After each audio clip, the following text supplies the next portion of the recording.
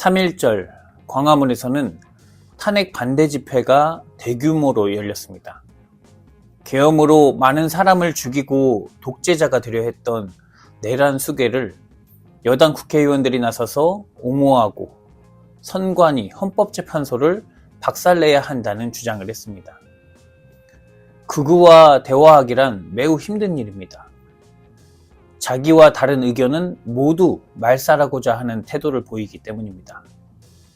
최근 서울교대 권정민 교수가 극우 유튜브에서 아들을 구출했다는 SNS의 글이 화제였습니다. 어느 날부터 아들이 극우 유튜브를 접하면서 왜 남자만 군대를 가는가, 여가부 폐지, 성소수자 혐오와 같은 질문을 하게 됐고 그 후 오랜 시간 공들여 관심과 대화를 한 끝에 단편적인 생각에서 벗어날 수 있게 되었다는 이야기입니다. 극우는 사람의 불안한 감정을 모두 외부의 탓으로 돌리고 그 모든 것들을 악마화하면서 혐오하게 만듭니다. 이런 논리는 세상의 복잡다단한 상황을 이해하기 어려워하는 사람들일수록 쉽게 설득됩니다.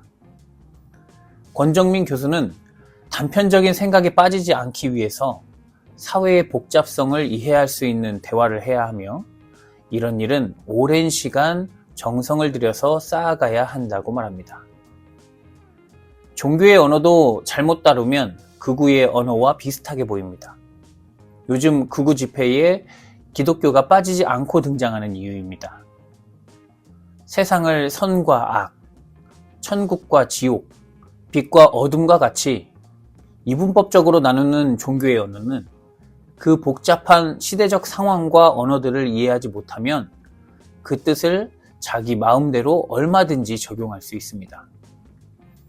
수십 년 동안 교회를 다녀도 믿음, 복음, 성령이란 단어를 잘 설명하지 못하는 이유입니다.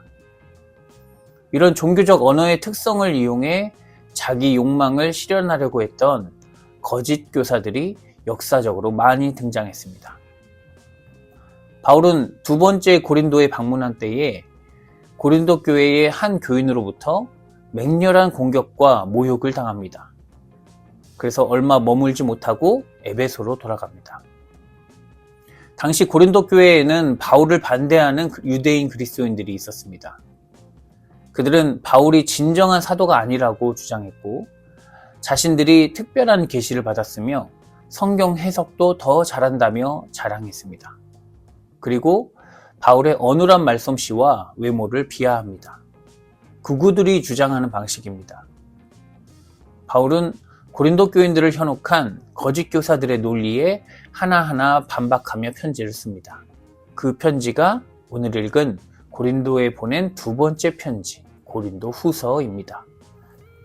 오늘 본문에는 성경 해석에 관한 대답이 담겨 있습니다. 유대인 그리스도인들은 예수님을 하나님의 아들이라 하면서도 율법을 절대시하던 습관을 버리지 않았습니다. 여전히 율법으로 사람들을 감시하고 정죄하며 살아가고 있었습니다. 예수 그리스도를 믿는다면서 예수께 가장 비판받던 율법주의자들의 모습을 하고 있으니 바울은 그들의 허점을 잘 알고 있었습니다. 바울은 그들의 성경 해석이 아직도 불안하다는 것을 모세의 수건 비유로 듭니다. 출애굽기 34장 29절 이하에는 모세가 시내산에서 하나님을 만나고 내려왔을 때 그 얼굴에 광채가 났다고 전합니다.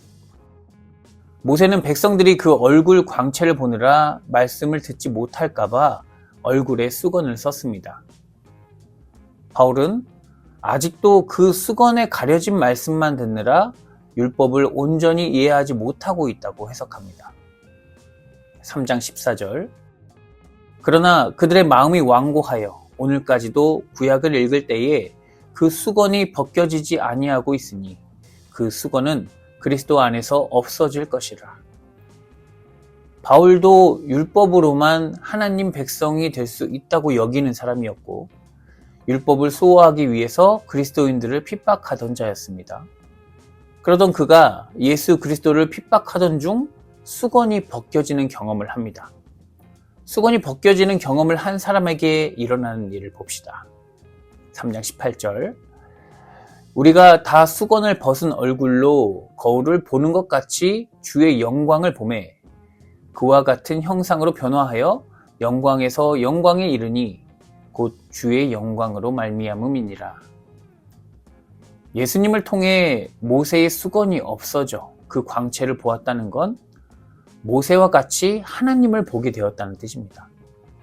수건, 즉 율법으로 가려졌던 하나님이 예수 그리스도로 인해서 보이게 되었고 바울은 그때부터 온전히 회심하게 되어 거듭난 사람으로 살아가게 됩니다. 예수님이 오셨고 그분을 통해 하나님과 막혀있던 담이 무너졌습니다. 하나님과의 화해가 이루어졌으니 이제 비밀이 없습니다. 그래서 바울은 모든 지식을 교인들에게 전해줍니다. 성도들이 자신과 같이 예수 그리스도를 통해 하나님을 만나 완전한 사랑의 능력에 휩싸이기를 바랄 뿐이지 자신을 따르게 하려고 지식을 제한적으로 가르치거나 왜곡하지 않고 다른 선생들을 거짓으로 매도하지도 않습니다. 예수님을 통해 하나님을 보게 된 사람들은 자기 욕망과 세상의 이기적이고 잔인한 방식에서 자유를 얻습니다. 어디로 가야 하는지, 무엇을 선택해야 하는지 모르도록 우리의 눈과 귀를 가리는 수건을 벗게 됩니다. 바울은 이 그리스도를 통해 얻는 자유를 모두가 얻기를 바라고 바랐습니다. 예수 그리스도로 인해서 하나님을 보게 되는 사건은 주입식으로 가르친다고 되는 것이 아닙니다. 조급해하지 않고 혼을 내거나 다그치지도 않습니다. 모든 것을 사랑의 마음으로 품으며 마땅히 알아야 할 것을 전하고 설득할 뿐입니다. 바울을 비판하는 사람들은 바울의 가르침에서 하나님의 계시를 볼 수 없다고 주장했습니다. 바울은 4장 3, 4절에서 이렇게 대답합니다. 만일 우리의 복음이 가리어졌으면 망하는 자들에게 가리어진 것이라. 그 중에 이 세상의 신이 믿지 아니하는 자들의 마음을 혼미하게 하여 그리스도의 영광의 복음의 광채가 비치지 못하게 함이니 그리스도는 하나님의 형상이니라. 바울을 비판하는 사람들은 예수 그리스도를 모르고 예수 그리스도를 보내신 하나님을 모릅니다.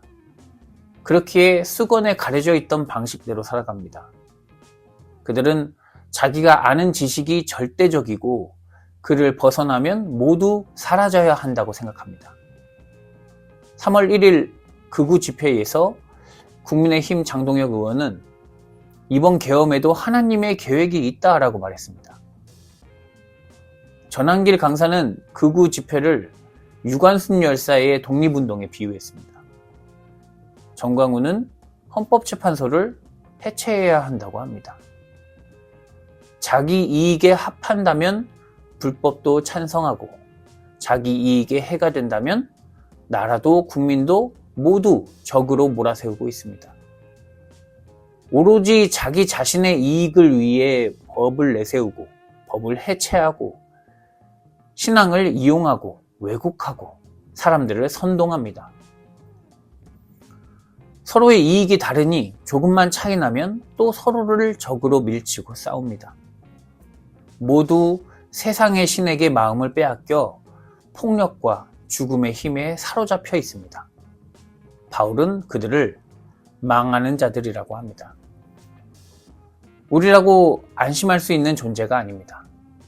우리도 언제든 나의 이익을 따라갈 수 있는 사람들이기 때문입니다. 그러나 우리는 예수 그리스도를 압니다. 그에게 하나님의 광채가 빛나는 것을 압니다. 그렇기에 말씀 안에서 희망을 보고 오늘 하나님이 우리와 함께 계신다는 것을 믿습니다. 세상의 신을 따라가지 않고 생명의 주인을 따라가기에 우리는 넘어져도 낙심하지 않습니다. 바울은 모욕을 당하고 거짓 교사들의 선동으로 매도당한다고 해도 사랑하고 용서하며 자기 자신을 종으로 내세우는 이유를 이렇게 말합니다. 4장 6절 어두운 데에 빛이 비치라 말씀하셨던 그 하나님께서 예수 그리스도의 얼굴에 있는 하나님의 영광을 아는 빛을 우리 마음에 비추셨느니라. 사랑하는 성도 여러분, 하나님께서 죄로 앞을 보지 못하는 우리에게 아들을 보내셔서 하나님의 영광을 보게 해주셨습니다.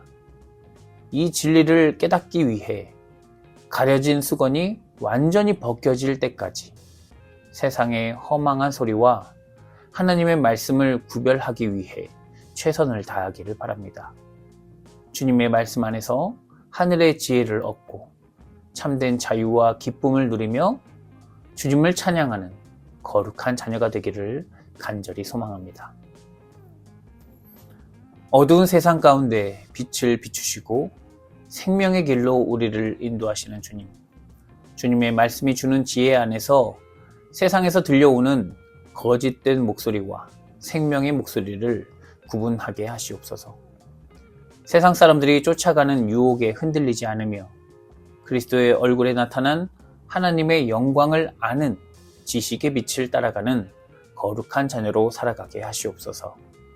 예수 그리스도의 이름으로 기도드립니다. 아멘.